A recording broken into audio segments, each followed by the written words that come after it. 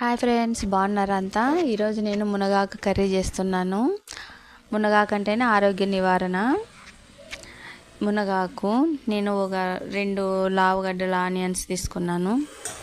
First మునగాకు ఉడకదు కదా అండి, అందుకు మునగాకును ఉడకబెట్టుకున్నాను. అంతలోపల మనం వేరుశనగకాయ విత్తనాలు ఒక 5-6 మిరపకాయలు వేయించుకుందాం అన్నమాట బాగా. సరే, మనం ఆయిల్, సోపు దినుసులు వేసుకున్నాను. ఆనియన్స్ బాగా వేయించుకోవాలి, పచ్చి వాసన రాకోకుండా. అలాగే నేను 4 ఒట్టిమిరపకాయలు కూడా వేసుకున్నాను అనమాట.